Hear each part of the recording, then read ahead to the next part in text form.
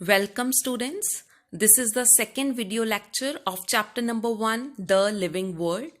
Myself, Ruminder Kaur, and here we will start with the second topic, that is diversity in the living world.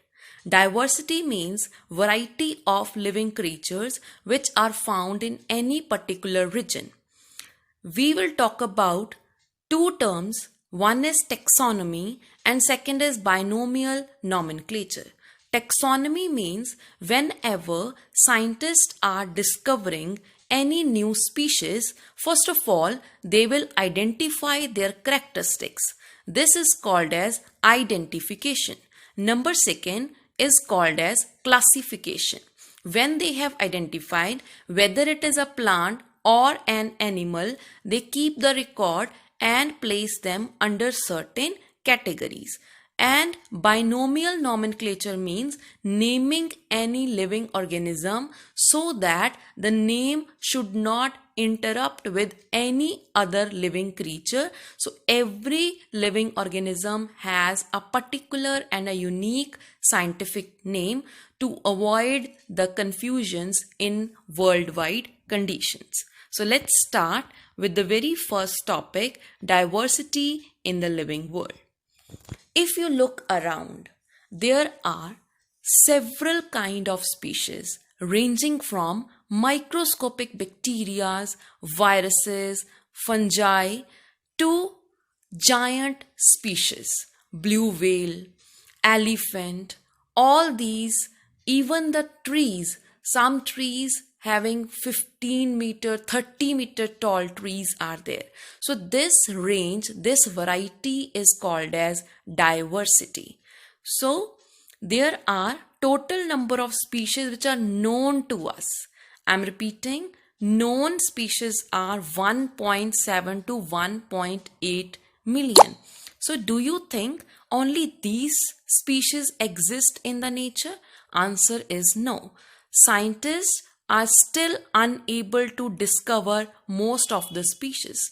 They have only described 1.7 million plants in 2010, and there are still 5 million species which are waiting to be found.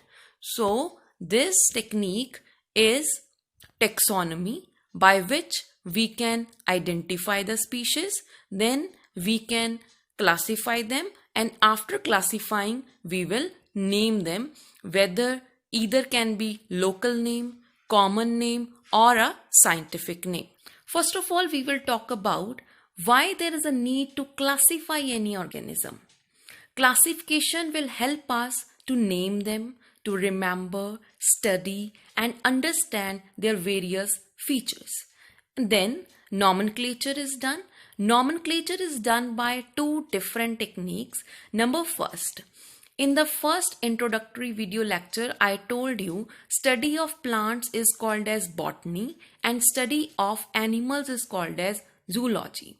So ICBN, in your book it is written ICBN, International Code for Botanical Nomenclature, which helps us in naming all the kind of plants, whether they are herbs, shrubs, small trees or tall trees. Animals are named by ICZN, that is International Code of Zoological Nomenclature, where not only small species of animals are named, but even humans and other categories are also named by their scientific names. So we have studied, number first is nomenclature, naming any organism so that it can be described correctly, and identification so that it could be easier to identify any species. Next is binomial nomenclature. Binomial nomenclature means giving a scientific name to any organism. Bi means two, nomial means name, and nomenclature means a system of naming. Homo sapiens is a scientific name of humans. So Homo is a genus and sapiens is a species name. First name is called as generic name and second name is called as specific epithet or species. To make it more clear, let's come to the next page. We have seen a lot of fruits and vegetables around us. Sometimes in Punjab, they are known by one name. In Gujarat, they are known by another name. So different parts of the country, they are naming according to their ease. So these common names are called as either vernacular names or local names. Let's take an example of guava. In Hindi, it is called as amrud. In Gujarati, it is called as jamfal. Marathi, it is called as peru. In Telugu, it is called as jama. So, one fruit is known by so many different names. To eradicate the confusion of these local names, which are named by the people of that particular area, scientific names came into existence. Let's take example of orange. In Hindi, it is called narangi. In Gujarati, santara. In Marathi, santare. Telugu, narinja. In Malayalam, narang.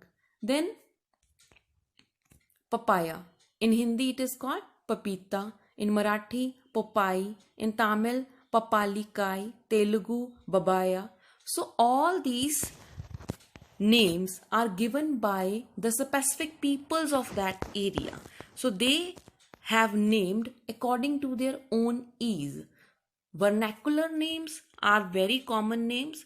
Scientific names are the names that carry a very specific naming scheme. Let's look upon watermelon. Watermelon is an English name. Its local name or vernacular name can be tarbooj, tarbuja, or tilangad in Marathi. But the scientific name of watermelon is Citrullus vulgaris. Every time scientific name is having two names. Number one name is Citrullus, second name is vulgaris. The very first name Citrullus is genus and second vulgaris name is species. Let's look upon pea, mutter. Pea having a scientific name Pisum sativum. Pisum is genus name and sativum is species name. Number third, potato, aloo. Scientific name will remain same in each and every corner of the world. This name is Solanum tuberosum. Solanum is genus and tuberosum is species.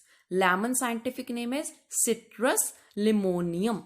Kiwi fruit scientific name is Actinidia deliciosa.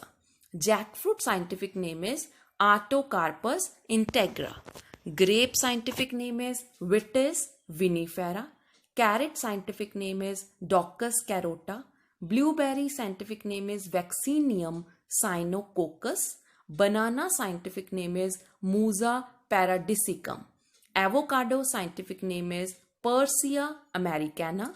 And apple scientific name is Pyrus malus. This is not the end. There are so many fruits, vegetables, plants, animals, cereals, and spices which are named with scientific names. Why these are important? So that to avoid the confusion of vernacular names and various common names which are given by the local people. Now there is a technique that is used to name these all living organisms. First of all, binomial nomenclature was first introduced by Carolus Linnaeus. Name of the scientist, you must remember, he published the book Systema Naturae. Scientific naming used two words, that's why it is called as binomial nomenclature. Bi means two, nomial means name, and nomenclature means a system of naming. Every name will have two components. Number first, generic name, also known as genus, Genus. Second name is called as specific epithet or species. Rules for nomenclature are very important. Biological names are generally Latin and they are written in italics. when you are writing in your notebook with the help of pen or pencil, then you will underline both genus and species name separately. Let me tell you, here I have noted down few of the scientific names. So how you have to name them. This is a scientific name of rose, Rosa indica. Can you see, Rosa is a genus name and indica is a species name. You have to keep the very first letter of the genus capital. So I have kept R of Rosa capital and I of indica small. These are the rules for writing binomial nomenclature, that how to write scientific names. Then second thing is, we have to underline them separately. You can view that Rosa is underlined separately and indica is underlined separately. Second example I took is of maize. Maize scientific name is Zea mays. So Z is underlined, Z of Zea is capital and M of maize is small, and both of them are underlined separately. But when you type them, so in this document I have typed them. So Rosa indica, when I started writing, you can see I have used the italics. So during printing or during using them or on writing on the computer, you have to use this italics. So I'm repeating the rules of nomenclature. They are written in italics. First word represent genus, second word represent species. Both words should be underlined separately when handwritten, and italics if printed. First word of genus should start with capital letter and first word of species will be starting with small letter. So let's read from here the scientific name of mango. Now if I ask you, what do you call as a local name of mango? Some may call it as aam, some may call it as amb. So these are the vernacular or local names, but scientific name is Mangifera indica. Because the book is printed, so it is written in italics. It is a binomial name. Homo sapien is written 4 times, but only one is marked as correct. Why so? Because in first there is no gap between Homo and sapiens, and even they are not underlined, and H of Homo is small. Why second is crossed? Because they are not underlined separately and even H of Homo is small. Why third is crossed? Because they are not underlined, but the fourth one is the correct one, where H of Homo is taken as capital, S of sapiens is taken as small, and they are underlined separately. So you have to keep a very clear view on the rules of nomenclature. These are universal rules. Whether you go in any part of the world, these rules will never change. So after binomial nomenclature, classification. What is classification? It is a process of grouping anything into conventional categories based on some easy observable characters. What are observable characters? If you look upon various puppies of dog, you will call them as dog, not as a cat. Why? What are the differences between dogs and cats? Maybe external features, right? So if you have to classify among fishes and birds, which characteristics you will take up that will help you to identify? Fishes, they have streamlined body, they have fins, then they are always living in water, they have gills for respiration. On the other side, birds, which have feathers, they have beaks, they also have streamlined body, but they have hollow bones. So these are the features which are helping us to identify that which one category is coming under fishes and which one will come under the birds. So the scientific term for these categories is called as taxa. We must recognize all these categories. Wheat is also a taxa. Animals, mammals, dogs are all taxa. But you know, dog is a mammal and mammals are animals. Therefore, all of these taxa, they are at different levels. Next topic is taxonomy. Taxonomy means based on the characteristics, all living organisms can be classified into different taxa depending upon external and internal structures. It will be more clear from this diagram. Taxonomic categories. In lower classes also, you have studied that organisms are divided into two categories, eukaryotes or prokaryotes. Eukaryotes are those in which the cells have a proper nuclear membrane. All the organelles are double membrane bound, but prokaryotes are those such as bacteria which do not have a well-defined nucleus. So if I ask you one question, humans are eukaryotes or prokaryotes? You will answer it easily that we are coming under eukaryotes. Second question, are we plants or animals? So obviously we are not plants, so we are coming under kingdom Animalia. Now, do we have backbone? Yes, we have backbone, so we are coming under chordata. We have hairs on the skin and even we have mammary glands. That's why we are coming under class Mammalia. So these are different taxas, and the study of all the taxas at different levels is called as taxonomy. Here it is explained: characterization, identification, classification and nomenclature are all the processes that are basic to taxonomy. Next, if you look upon this picture, you can see the scientific name of lion is Panthera leo. Scientific name of jaguar is Panthera onca. Scientific name of leopard is Panthera pardus. Scientific name of tiger is Panthera tigris.